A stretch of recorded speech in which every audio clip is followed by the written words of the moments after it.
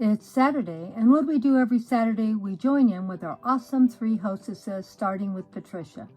She's a wonderful, wonderful channel, lots of great gardening, crafting posts on her channel.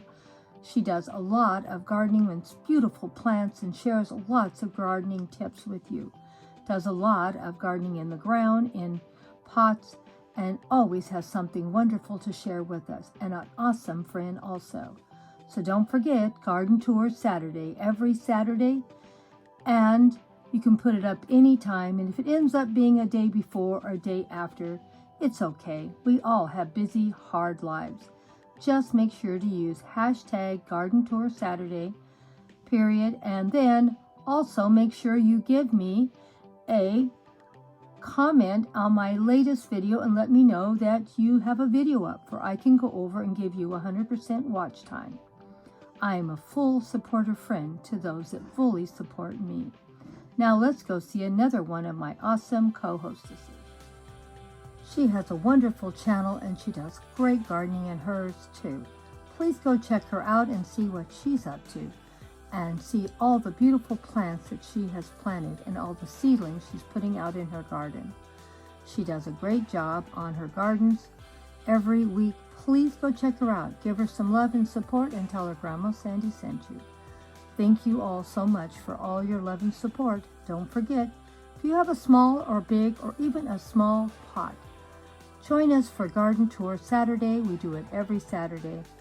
Just remember hashtag Garden Tour Saturday and leave me a comment.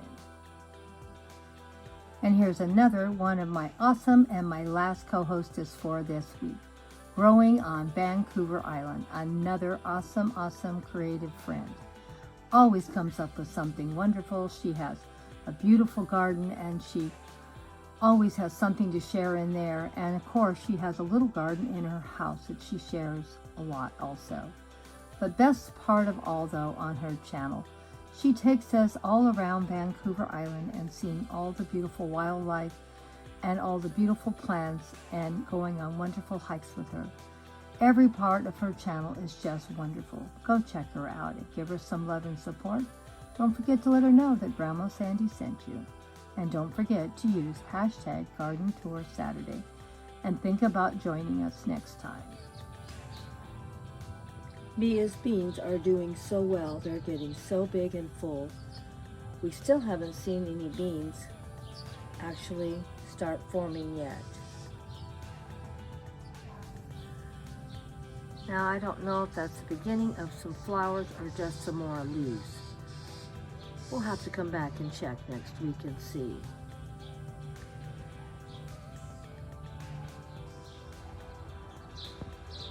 These are the snow peas out in the front yard, and they're doing really well, as you can see. I may cut a few and cook them this week and see how they taste.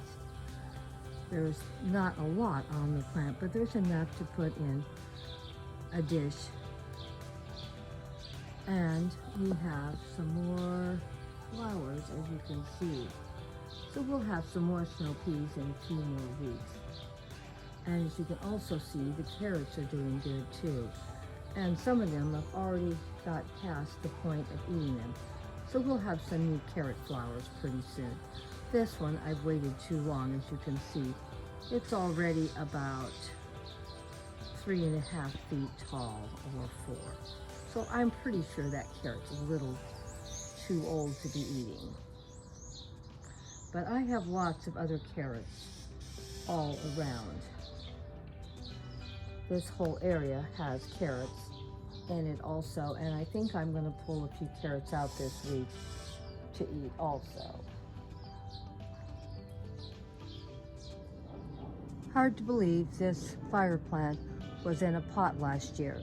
It has probably tripled in size since I put it in the ground and took it out of the container. This was also another plant I took out of a container, and it's done the same. I would say it's doubled or tripled its size. This succulent here also came out of a container. So this is a pretty big amount of plants that all were free because they were in containers in my garden, and I just took them out of the containers and replanted them in this area.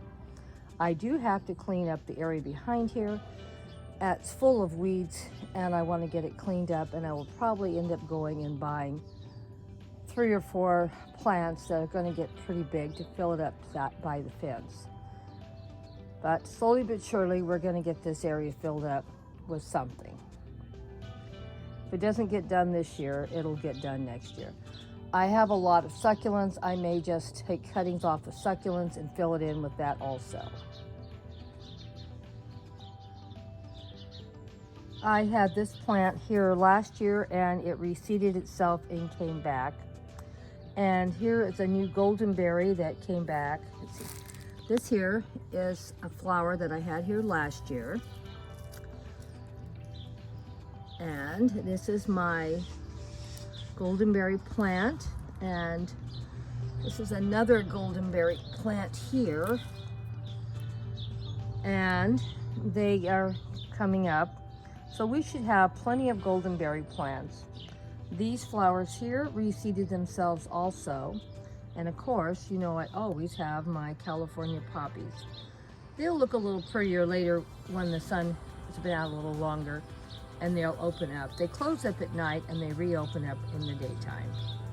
This whole area was done with cuttings probably like 6 years ago. So there's plenty of them here, and I could easily take cuttings off of it and finish my way down the block wall.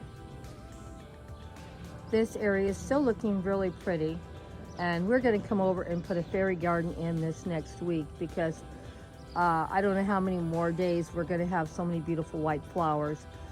The total bloom time from the time it opens till it sort of dies out is probably about a month to 6 weeks.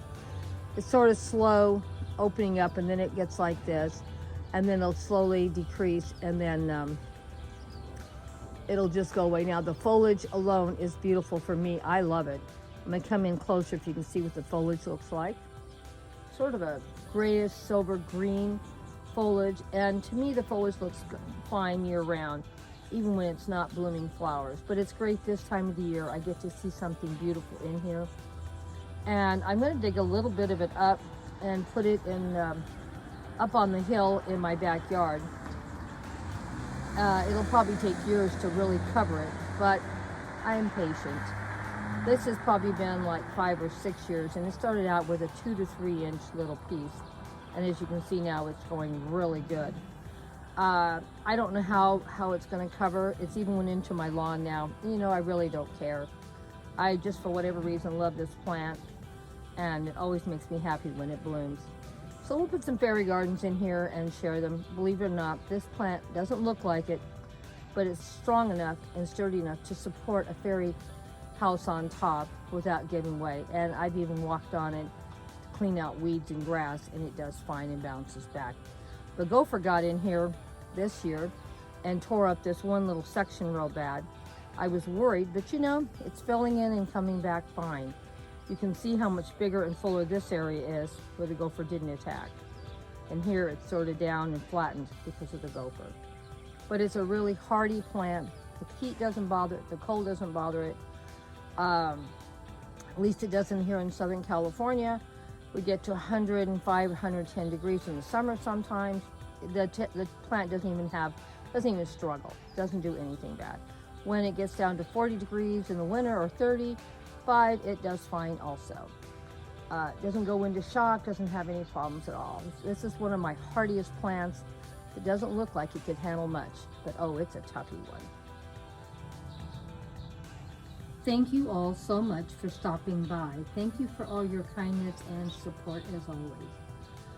We'll be having a second part of our garden tour of the front yard and sharing more of what I have growing in my garden.